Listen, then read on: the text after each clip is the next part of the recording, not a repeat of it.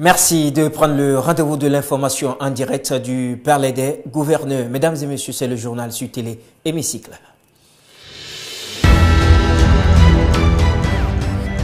Clôture de l'atelier parlementaire d'internalisation et d'échange sur la politique nationale de l'emploi. Les travaux ont pris fin sous le magistère du premier questeur Djibril Labiou Amadou.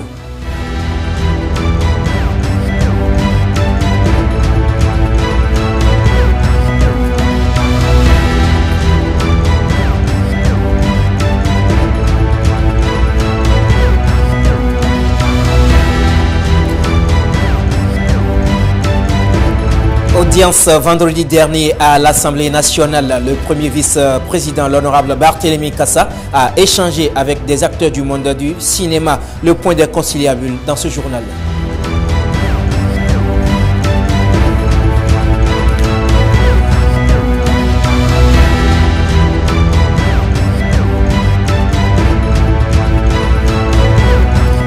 Le groupe de sécurité du Parlement, c'est l'unité qui s'occupe de la sécurité des personnes et des biens à l'Assemblée nationale et elle est dirigée par le colonel Charles Sounouvou. En page magazine, nous irons à la découverte de cette unité.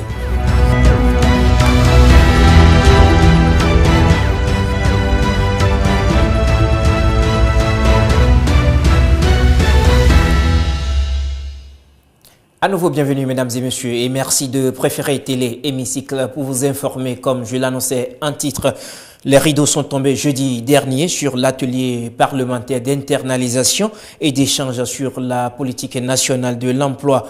Pendant 48 heures, les députés ont réfléchi sur les politiques à mettre en œuvre pour améliorer la question du chômage au Bénin. La cérémonie de clôture a été présidée par le premier questeur Djibril Labiou Amadou, au nom du président de l'Assemblée nationale, Stéphanie Dekwemandoa, Ben Kevin Achaoui, pour le reportage. Pendant 2 jours, ils se sont retirés pour mieux réfléchir sur l'orientation des jeunes sur le marché du travail. Ce jeudi 12 octobre 2023 marque la fin de l'atelier des députés sur l'appropriation de la politique nationale de l'emploi. Après présentation du rapport des 48 heures de travaux, le dévouement et la contribution des parlementaires est salué par les coordonnateurs.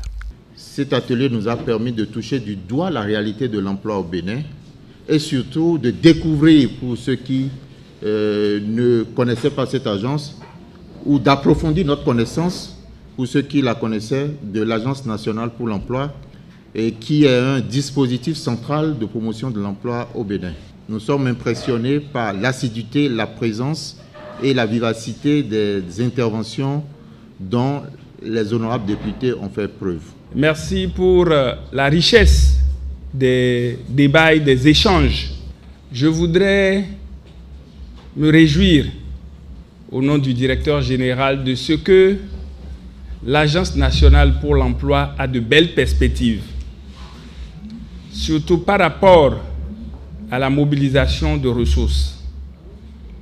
Lorsque nous allons dans des ateliers sous-régionaux, nous constatons qu'il y a des pays qui ont souverainisé le financement de l'emploi et qui ne dépendent plus des fluctuations du budget national.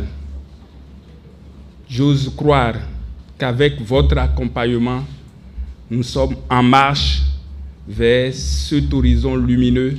L'objectif de cette activité semble être atteint pour le président Louis Gbahounou-Vlavonou avec les différentes recommandations des députés. À cette cérémonie de clôture, il a été représenté par le premier questeur Djibril Labiou Amadou. C'est avec joie et fierté que je procède au nom du président de l'Assemblée nationale. Je veux nommer M. Louis Gbahounou-Vlavonou à cette cérémonie de clôture. Je suis particulièrement satisfait de la qualité des débats et des conclusions auxquelles nous sommes parvenus. La problématique de l'emploi des jeunes est commune à toutes les économies. C'est une question transversale nécessitant la fédération des énergies, aussi bien du gouvernement, de la société civile que des parlementaires. La deuxième étape de l'atelier est prévue pour pour le premier trimestre de l'année 2024.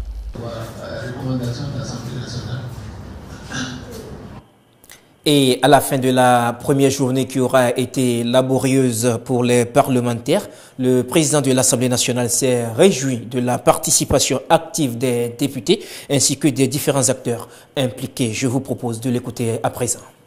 Je croyais connaître beaucoup de la MPE, mais je me suis rendu compte que je n'en connaissais absolument rien. Et les différentes thématiques développées m'ont permis de me rendre compte que j'étais un analphabète dans ce domaine. J'avais des théories que j'ai essayé de développer à travers des statistiques dans mon discours d'ouverture. Mais question pratique concernant notre pays, concernant le travail qui se fait, les solutions proposées, expérimentées et évaluées, aujourd'hui, me permettent de savoir que nous avons encore du chemin. Je voudrais, avec la maîtrise au niveau de l'andragogie, de la pédagogie, nous ont permis de saisir l'essentiel au niveau de leur communication. Merci à vous les experts. Mais le grand merci même, franchement, c'est l'assiduité des députés. Le nombre des députés, leur assiduité, attitude recueillie, à écouter et à participer activement au débat, ça m'a impressionné. Nous avons toujours participé à des renforcements de capacités depuis le début de la 9e législature, mais aujourd'hui, l'ambiance conviviale, bon enfant qui a prévalu, cette ambiance nous a permis de nous découvrir encore davantage et de nous révéler à nous-mêmes. Merci beaucoup, chers collègues, pour votre assiduité et pour votre écoute permanente par rapport aux différentes communications qui nous ont été délivrées. C'est une journée bien remplie, très bien remplie, bon enfant, et avec beaucoup d'immersion, beaucoup d'humour, et ça, c'est pour le bien de notre institution parlementaire et pour le bien de la République. Dans la matinée du vendredi 13 octobre 2023, le premier vice-président de l'Assemblée nationale a reçu en audience une délégation des acteurs du cinéma. Ces derniers sont venus plaider auprès de l'autorité parlementaire pour la diffusion d'une pièce qui traite de la cybercriminalité. Voici le compte rendu. Le directeur fondateur de l'École internationale de théâtre du Bénin et ses collaborateurs ont rencontré ce jeudi 12 octobre 2023 à l'Assemblée nationale le premier vice-président de l'institution. Nous sommes venus rencontrer l'hémicycle de notre pays pour permettre la diffusion d'un spectacle qui nous tient à cœur, comme le sujet tient à cœur à toutes nos populations, au gouvernement, à l'Assemblée nationale. C'est un sujet épineux, c'est celui la cybercriminalité. Et nous avons créé un spectacle dans le cycle de spectacles que nous avons créé à l'École internationale de théâtre du Bénin. Il y a un qui s'appelle Maya Mania, qui est écrit par un jeune béninois et qui traite ce sujet de façon très intéressante, qui est instructive pour la jeunesse. Et c'est pourquoi nous pensons que ce spectacle mérite une large diffusion. Et pour faire une large diffusion, je crois que les gens les plus indiqués, c'est nos députés, pour couvrir ce territoire, le territoire national. Et c'est pourquoi nous voulons montrer ce spectacle-là aux députés pour les convaincre de cette diffusion au niveau national. Nous avons été reçus, on a présenté le projet, l'idée que l'atelier Nomade a eue en m'invitant à faire la mise en scène. Et le résultat que nous avons eu, on a présenté à l'autorité qui a trouvé l'idée très bonne. Et surtout le thème actuel. Hein, vous savez, c'est actuel. Et il ne faudrait pas qu'on laisse passer le vent pour qu'on ne sensibilise pas. C'est vrai qu'il faut réprimer, mais en même temps, il faut voir le volet éducatif et social, comment on peut quand même sensibiliser la population béninoise. Cette initiative relative à la diffusion de la pièce La Maya Maya, un voyage dans le monde de la cybercriminalité, a reçu l'adhésion du premier vice-président de l'Assemblée nationale. Ça a été une belle rencontre. Nous allons poursuivre les discussions pour que on puisse venir ici, parce que le vice-président a accepté qu'on puisse faire ce spectacle. La rencontre a pris fin sur une note de satisfaction. La Chambre des représentants est toujours sans speaker aux États-Unis. Le dernier candidat, qui a pourtant légèrement eu des éléments le rapprochant de la présidence, s'est finalement rétracté, suivant le point que nous propose le confrère de VOA. Le représentant républicain Steve Scalise a annoncé jeudi en fin de journée qu'il renonçait à sa candidature au poste de président de la Chambre des représentants. Notre Chambre doit encore s'unir et ce n'est pas le cas. Il y a encore des gens qui ont leur propre agenda.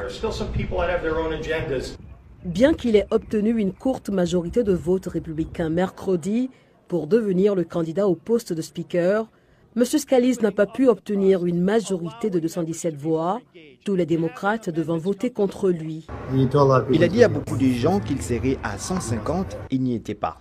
L'ancien président de la Chambre des représentants, Kevin McCarthy, qui a été démis de ses fonctions la semaine dernière, n'a perdu que 8 voix républicaines et n'a pas exclu d'être réélu président de la Chambre des représentants. De nombreux détracteurs républicains ont déclaré que M. Scalise n'était pas différent de McCarthy et qu'il ne négocierait pas les réductions de dépenses qu'il souhaite. Il s'agit d'une compétition et ce sera encore plus difficile. L'autre candidat républicain au poste de président de la Chambre basse, le conservateur Jim Jordan, avait appelé à la fin du débat et apporté son soutien à M. Scalise.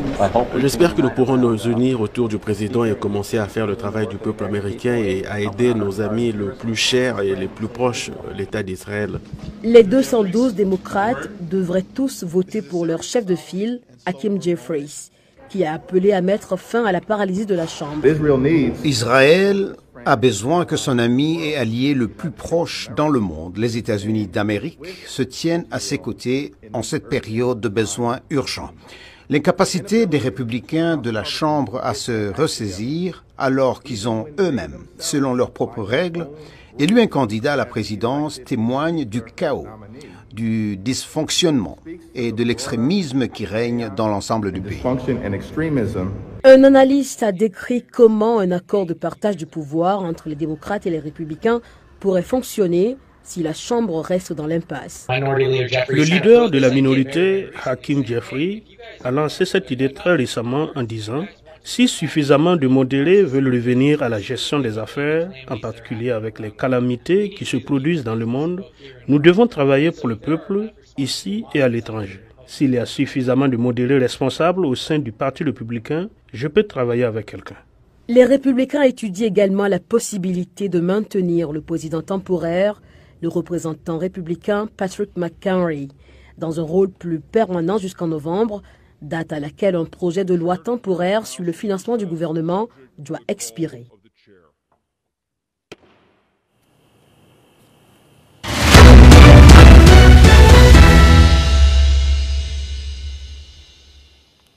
L'actualité est bien fournie ce lundi 16 octobre 2023. La revue de presse du jour est signée Latif Oubouni.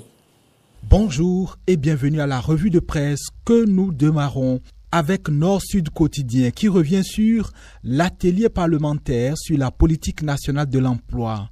Le journal nous rappelle dans sa parution du jour que les participants se sont donné rendez-vous du mercredi au vendredi dernier à Grand Popo pour décortiquer les mesures et les orientations gouvernementales pour l'emploi. Les travaux de l'atelier initié par le réseau parlementaire en charge de la gouvernance locale et de la démocratie à la base ont été officiellement lancés par le président de l'Assemblée nationale, Louis Béounou-Vlavonou, précise le quotidien. Le président de l'Assemblée qui a donné des chiffres sur l'état des lieux de l'insertion au Bénin, des chiffres alarmants presque, et qui justifient que le Parlement fasse de la thématique de l'emploi une préoccupation majeure. Chaque année, près de 75 000 jeunes arrivent sur le marché du travail et à l'horizon 2025, ce nombre devrait doubler, a confié Luc Béounou-Vlavonou. C'est pourquoi, rapporte Nord-Sud Quotidien, le président de l'Assemblée nationale pense que les députés doivent voter des lois allant dans le sens d'une réforme de notre système éducatif et l'adapter aux réalités de notre temps. Et comme l'atelier a lieu à la veille du projet de loi des finances 2024, le président du Parlement salue sa tenue. Dans les colonnes de la primeur de ce lundi 16 octobre, on a les échos d'un drame issu d'un affrontement entre les forces de l'ordre et la population dans le Septentrion. Les faits que rapporte le journal se déroulent dans la commune de Basila-Pénélan, un village presque frontalier au Togo. La primeur décrit un week-end noir avec des routes barrées, mais surtout des agents de force de sécurité blessés par des populations qui sont remontées contre les opérations visant à lutter contre la sortie du soja vers le voisin de l'Ouest, le Togo. Le journal détaille que pour empêcher la sortie du soja du territoire national, des agents auraient reçu des instructions pour barrer les routes avec des roches. Et le quotidien pense que c'est ce qui serait à l'origine de l'affrontement dans lequel les populations ont brûlé des pneus pour manifester leur mécontentement. La situation a fini par dégénérer. Quelques agents de la police républicaine ont été grièvement blessés et conduits aux soins. Pour calmer les ardeurs, précise le journal, des militaires ont été déployés sur le terrain. Chez le quotidien Le Leader du jour, il est offert aux lecteurs à revenir sur la rentrée judiciaire de la cour d'appel d'Abomey dans le département du Zou.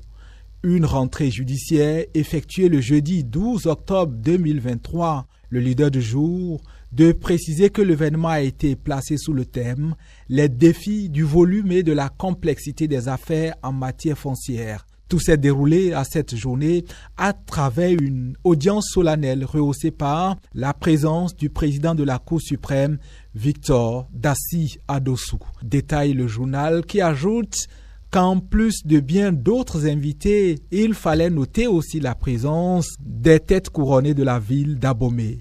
Mon confrère qui rapporte les réflexions du représentant des professions judiciaires, Maître Zachary Bababodi, a indiqué que les Béninois des férus des tribunaux quand il s'agit de litiges fonciers et domaniaux. À l'en croire, la Cour spéciale des affaires foncières, créée tout récemment, compte déjà plus de 8000 dossiers sur sa table.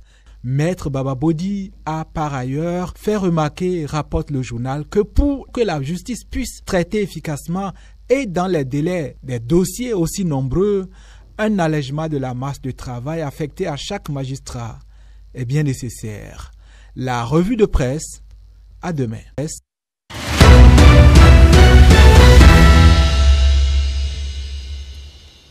Le Parlement béninois, sa sûreté et la sécurité des élus, une structure en a la charge. C'est le groupe de sécurité, une structure dirigée par le colonel Charles Sounouveau. Comment ces éléments des militaires arrivent-ils à travailler avec des civils? Suivant ce magazine qui nous en dit plus.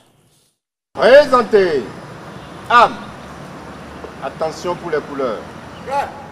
L'Assemblée nationale, c'est avant tout les élus. Cependant, le Parlement béninois est constitué de plusieurs structures. Parmi celles-ci, il y a une dont la présence saute à l'œil. Il s'agit du groupe de sécurité.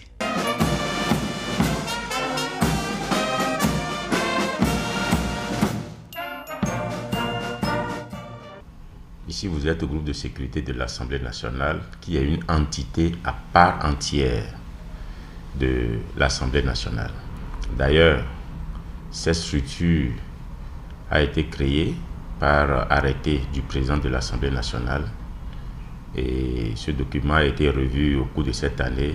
Il y a l'arrêté portant AOF du groupe de sécurité de l'Assemblée nationale et qui se base sur également l'AOF de l'Assemblée nationale. Donc le groupe de sécurité de l'Assemblée nationale est une institution à part entière de l'Assemblée nationale.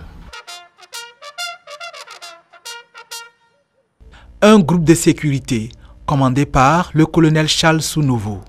L'officier clarifie la double tutelle de sa structure. Le groupe de sécurité est en effet sous deux autorités. Ces éléments agissent en toute intelligence pour respecter les directives et attributs qui découlent de la double appartenance. Nous avons une tutelle avec le commandant de la garde républicaine qui est le patron des militaires servant dans toutes les institutions, puis c'est à lui que l'État a confié la gestion des institutions. Et donc, je suis un démembrement de la garde républicaine au niveau de l'Assemblée nationale.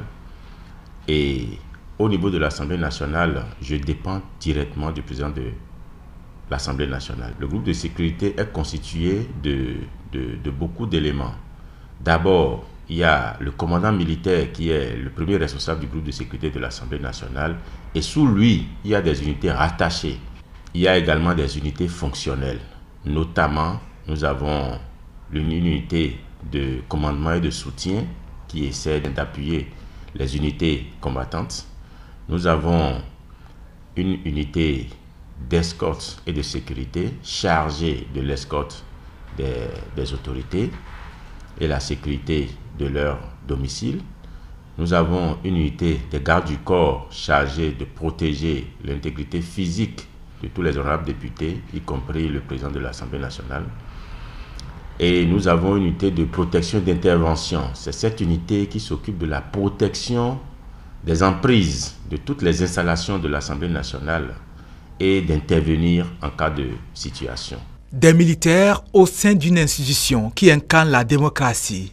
Une structure militaire dans une foule de structures civiles pour ceux qui craignent un manque de collaboration ou des difficultés de cohabitation, le commandant rassure. Je vous assure que nous avons bâti depuis des années et notamment au cours de cette législature une très bonne collaboration avec l'ensemble des structures du Parlement, notamment le cabinet du président de l'Assemblée nationale et également le secrétariat général administratif. Pour être en alerte, le commandement militaire scrute à la fois les tableaux de bord de la tutelle et les signaux que donne l'actualité nationale. Nous suivons d'abord l'actualité nationale qui nous permet de savoir ce qui se passe à l'interne. Nous suivons également les activités du président de l'Assemblée nationale pour savoir dans quelle direction il va. Et également, nous tenons compte des directives du commandement parce que, étant à l'Assemblée nationale, on n'est pas détaché complètement de la réalité militaire sur le plan national. Se maintenir en forme, maintenir un groupe de sécurité en état opérationnel, l'impératif de tout commandement militaire. Ici, au groupe de sécurité de l'Assemblée nationale, tout est mis en place pour que les éléments s'actualisent régulièrement. Par semestre, il y a forcément des recyclages ou bien des sorties militaires qui se font pour pouvoir aguerrir ce personnel. À l'intérieur du Parlement, le groupe de sécurité et son commandement ont su mettre en place un environnement de travail qui facilite la collaboration de leurs éléments avec les civils. À l'extérieur, ils maintiennent aussi les canaux de bons échanges avec les différentes troupes de la garnison de Porto Novo. C'est cet élément qui porte l'empreinte de Latifou Boni qui vient mettre un terme à ce journal. Merci de l'avoir suivi, mesdames et messieurs. Merci également à l'équipe de rédaction Boni Latifou, Stéphanie Depemanoa, Ossienne Amoussou. Un merci également à l'équipe de réalisation Kevin Ben Achaoui, Andrick Lokosi, Charlie Tomanvo, Marc Estona et Riola et puis Ulrich Aléonou. Au revoir et à bientôt.